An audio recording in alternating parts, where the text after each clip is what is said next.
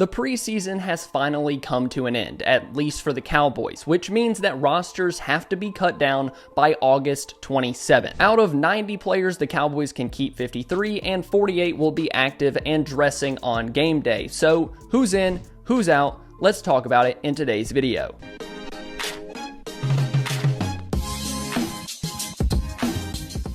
Just for a little bit of reference before we start this video, the NFL is going to allow teams to place 2 guys on injured reserve, and then they can designate them to return on cutdown day without them having to be a part of the 53-man roster beforehand. So the 2 guys that I expect the Cowboys to use this on is Deron Bland, who suffered a foot fracture, and Chuma Edoga, who also had a foot issue as well. I expect that to be Bland and Edoga, but I've honestly been thinking that maybe they could go another way and potentially just release Edoga outright. Not really sure about that yet, but right now he doesn't have to be on this 53-man roster. So let's look at the quarterback position, where I have the Cowboys keeping 2 guys, Dak Prescott and Trey Lance. A little bit of a catch here and a little bit of roster manipulation. The Cowboys can cut Cooper Rush, re-sign him to the practice squad, and then call him up on game day until he runs out of those, and then eventually find him a spot on the 53-man roster. All of this will just be a formality where Rush gets cut, agrees that he's going to come back, and it saves a roster spot while the Cowboys kind of sort out the rest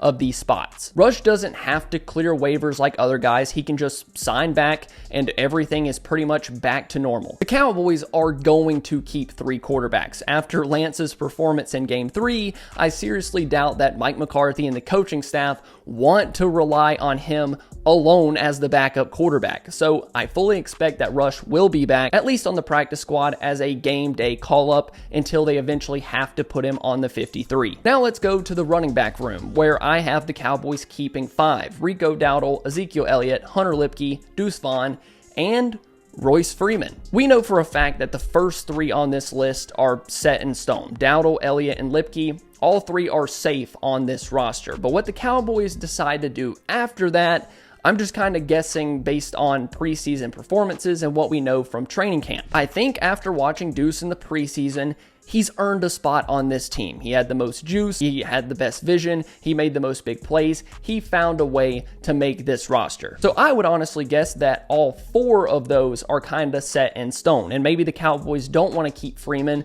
because of the redundancy of having a goal line back, a pass protecting back on this team. You kind of have that in Hunter Lipke, Ezekiel Elliott, and maybe even Rico Dowdle. I just think that Freeman showed he has juice as well, and if Dowdle goes down at any point during the season, the Cowboys running back room gets really, really thin. Maybe they cut Royce Freeman, they know that he'll clear waivers.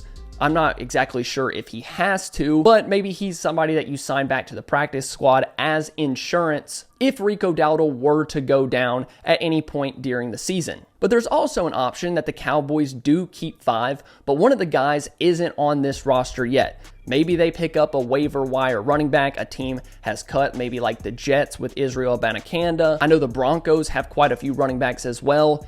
Maybe that 5th running back isn't on this team and Royce Freeman finds himself on the practice squad anyway. But right now, the way I have the roster set up, I have the Cowboys keeping 5 running backs. Now let's head to the wide receivers. CeeDee Lamb, Brandon Cooks, Jalen Tolbert, Jalen Brooks, Kevontae Turpin, and Ryan Flournoy. This room might feel the most set out of any of the position groups on the team. The first 5 have been near locks ever since training camp started. I thought that Jalen Brooks would take a step forward, and it seems like he has. He would make the team. So in my mind, the first 5 were set, and the Cowboys keeping 6 was a possibility. And I think that Ryan Flournoy earned his spot over the past few weeks. I always thought that the Cowboys would keep 6, but it would take a little bit of someone stepping up to solidify that spot, and that has been Ryan Flournoy. He beats out the undrafted free agent from 2023, Jalen Cropper, for that 6th and final spot. Now let's head to the tight ends, where I have the Cowboys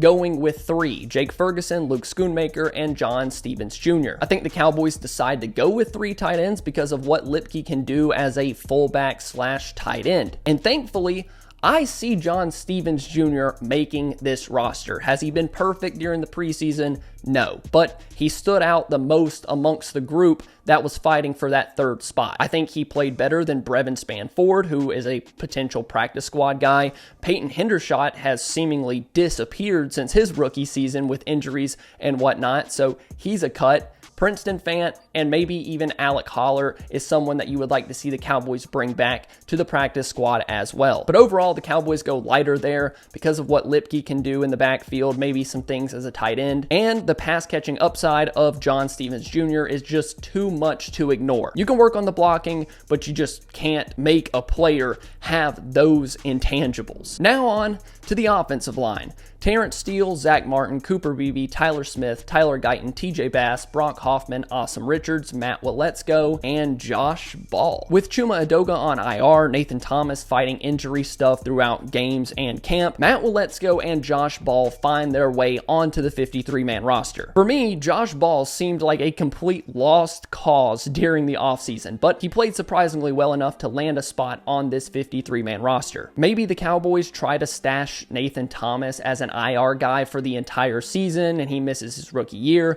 I don't think they're going to give up on their 7th round pick just yet, and maybe they try to make moves around on special teams to keep Thomas on the initial 53 and then stash him on IR and he just misses his rookie year. But maybe my hopes are a little too high. He was a 7th round pick. He'll likely clear waivers, but it was just a thought I had when I kept Nathan Thomas off the 53. Really quick, I want to give a shout out to the sponsor of today's video, BetUS. If you're looking for the best odds for the NFL season, Cowboys futures, live in-game betting, whatever you need, BetUS has you covered. They have huge bonuses, great odds, and fast payouts. Plus, new customers get a 125% sign-up bonus on their first 3 deposits. Deposit $20, get $25 more to play with. The link to sign up is in the description of today's video. Now, to the defensive side of the ball and the defensive line. Micah Parsons, Osa Odigizua, Jordan Phillips, DeMarcus Lawrence, Marshawn Nealon, Carl Lawson, Mozzie Smith, Chauncey Golston, Linval Joseph,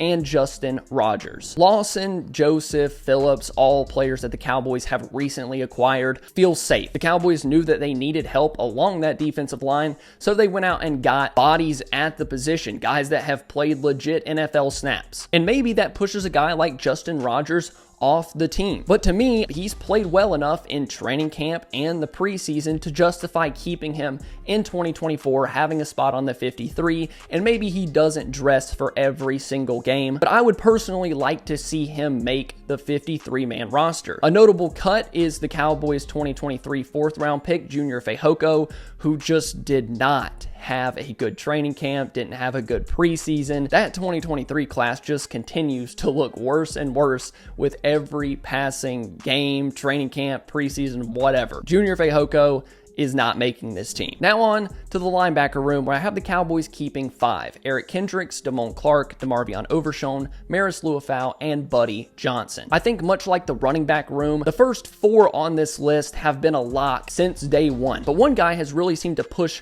for a spot on the 53, and that is Buddy Johnson. I think you give him the nod over a guy like Damian Wilson. Buddy Johnson was actually popping off the screen in the Cowboys' final preseason game, and he's made his case on why he should be on this team in 2024. Overall, I could see the Cowboys also going with 4 linebackers, going a little bit heavier at another position. But for right now, Buddy Johnson is on this team in my mind. Now let's head over to the cornerbacks, where I have the Cowboys keeping 6, and we have to remember that Deron Bland is on IR. Trayvon Diggs, Jordan Lewis, Kalen Carson, Andrew Booth Jr., Keemon Hall, and Israel Mukuamu. With the Deron Bland injury, it makes it possible for Andrew Booth and Keemon Hall to make the roster. Now, if you're really into the weeds on Cowboys draft picks and notable players being cut, Eric Scott Jr. is not on my initial 53-man roster, even with the Deron Bland injury. I think you bet on a guy like Andrew Booth Jr. and his pedigree, even though he's had his ups and downs throughout preseason games. And then Keemon Hall is just one of those guys that made the roster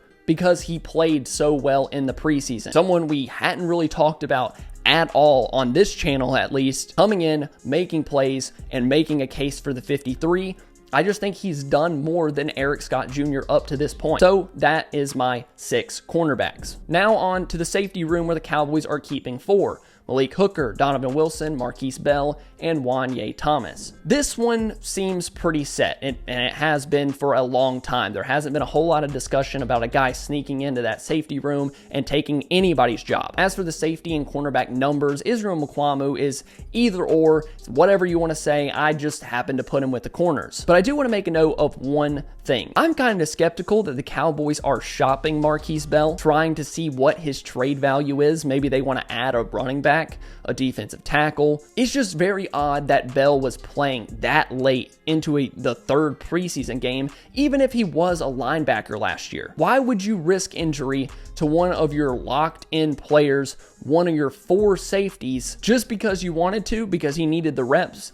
I don't really think so. I'm a little skeptical. I'm interested to see if the Cowboys have something planned for Marquise Bell, because I do believe he has legitimate trade value. So keep an eye on that. And for our final group of the day, special teams. Brandon Aubrey, Brian Anger, Trent Siege. Absolutely nothing out of the ordinary. Now, this is the real question that I want to ask everyone. I want your opinions down below in the comments. If you noticed, I have CJ Goodwin off the initial 53-man roster, but I also can't see that happening. So if the Cowboys are set on keeping Goodwin, guys like Royce Freeman, Buddy Johnson, Keemon Hall, Andrew Booth Jr. are at risk when the Cowboys trim their roster down to 53. Bones Fossil is going to fight for CJ Goodwin to stay on this roster, and for good reason. He's a special teams ace. So what position do the Cowboys trim down from to get to 52 so Goodwin can be that 53rd player? Are you taking Buddy Johnson, Keemon Hall, Andrew Booth Jr. off this roster? I can honestly see if they're going to take one, it'll probably be Buddy Johnson. It could be Andrew Booth Jr. Maybe they see him as the equivalent of Nahshon Wright,